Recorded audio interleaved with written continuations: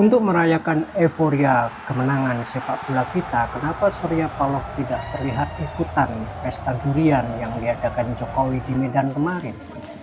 Mengapa pula untuk kasus ini Yusuf Kala diam saja, tidak mengingatkan kenapa koleganya di Golkar dulu itu tidak terlibat?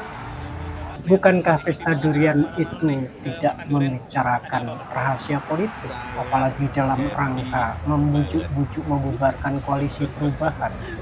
Tentu saja Jokowi tidak mengundang Surya Paloh pesta durian. Pertama, dokter pribadi ketum Partai Nasdem itu pasti tidak merekomendasikan. Nanti gara-gara durian Surya Paloh harus sering keluar negeri check up kesehatan.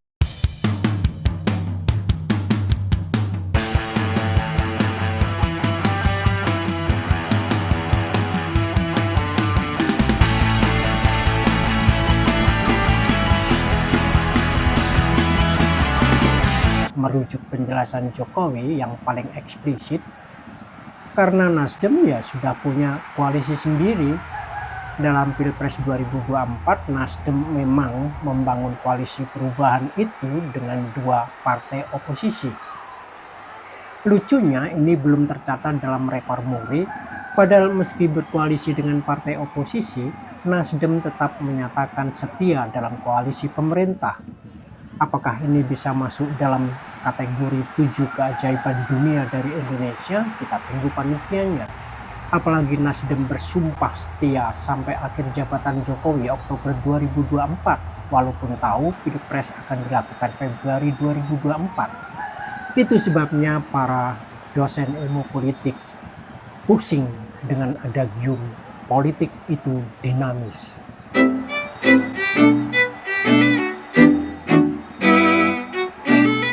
Semua itu bagian dari kelucuan-kelucuan yang memang tumpuk undung dalam sistem, aturan, atau undang-undang politik kita. Memakai sistem parlementer atau presidensial, kita tidak tahu. Sistem terbuka atau tertutup, dua-duanya dipakai. Bagaimana aturan presidensial threshold tapi pemilu serentak, ada koalisi pemerintah, ada partai oposisi. Betapa paling ribet dan rumitnya tata cara pemilu di Indonesia. Belum pula susahnya membantah alasan bahwa politik uang tidak mungkin dihindarkan.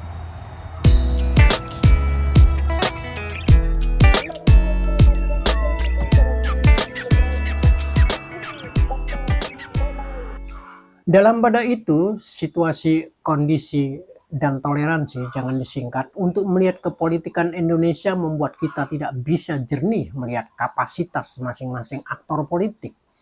Apalagi yang marak memang hanya dua, claiming and bullying. Jarang kapasitas keaktoran politikus dilihat dari wawasan dan gagasannya, termasuk ketika kita melihat Surya Paloh dan Nasdem.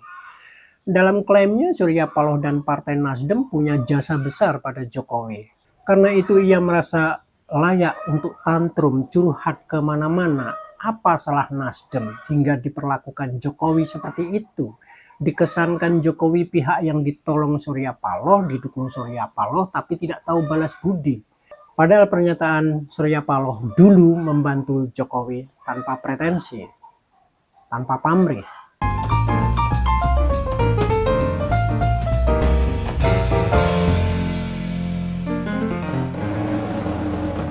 Maka melihat penahanan seorang Menteri Jokowi yang kebetulan adalah Sekretaris Jenderal Partai Nasdem, kita harus nebak-nebak dari sisi politik.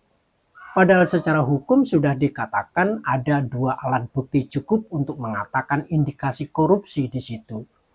Lah, salah siapa ngangkat menteri yang masih tetap selaku sekjen partai? Bahkan ada juga ketua umum partai yang juga merangkap sebagai menteri, anggota kabinet presiden. Kelindahan politik itu yang acap membuat kebolak-balik dalam melihat politik dari sisi hukum dan melihat hukum dari sisi politik. Oleh karena itu, ada istilah politisasi hukum atau mungkin hukumisasi politik.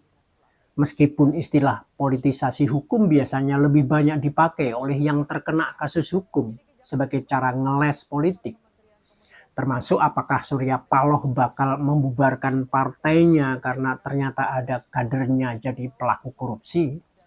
Bahkan Anies Baswedan pun yang nggak ada kaitannya mengkait-kaitkan diri mencari nilai tambah pencapresannya yang harus memelihara brand antitesis penguasa.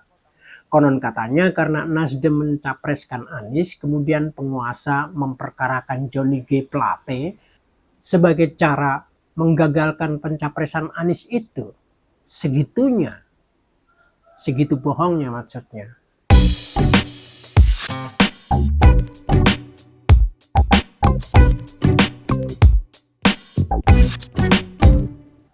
Nasdem sebagai partai politik memang lucu-lucu tragis. Berdiri tahun 2011, baru 2 kali ikut pemilu tahun 2014 dan 2019, baru 2 kali punya sekjen, dua-duanya tersangka kasus korupsi. Bayangkan partai baru dengan perolehan lumayan, sekitar 6-7%. Tapi untuk posisi penting seperti sekjen sebagai nyawa organisasi, Surya Paloh sebagai owner, tidak mempunyai orang yang bisa diandalkan. Nasdem dalam debutnya menjadi partai tengah dengan capaian yang lumayan, tetapi itu bukan semata atas kedahsyatan Surya Paloh atau ideologinya. Jika sekarang Surya Paloh merasa sangat berjasa dalam mendukung Jokowi pertama kali pada Pilpres 2014, karena dia tahu diri sebagai partai baru yang juga baru pertama kali ikut pemilu.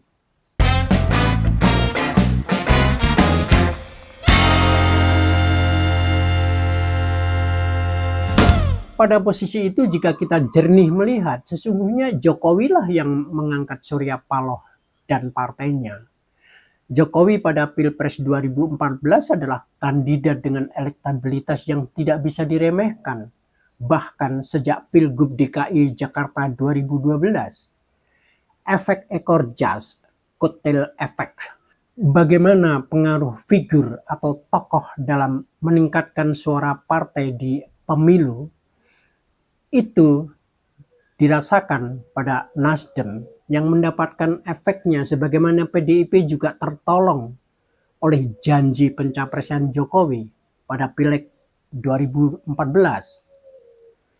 Kalau penampilan pertama Nasdem waktu itu mendukung Prabowo, pasti lain nasibnya.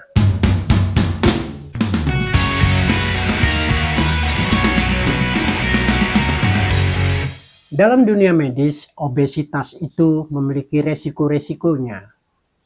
Tidak bermaksud body shaming, tetapi kita kasihan melihat bagaimana Surya Paloh berjalan kaki. Betapa berat beban hidupnya. Obesitas dalam obsesi politik jika tidak memunculkan halusinasi bisa melahirkan pula karakter megaloman. Kalau jantung tidak kuat bisa copot, terus dipatok ayam.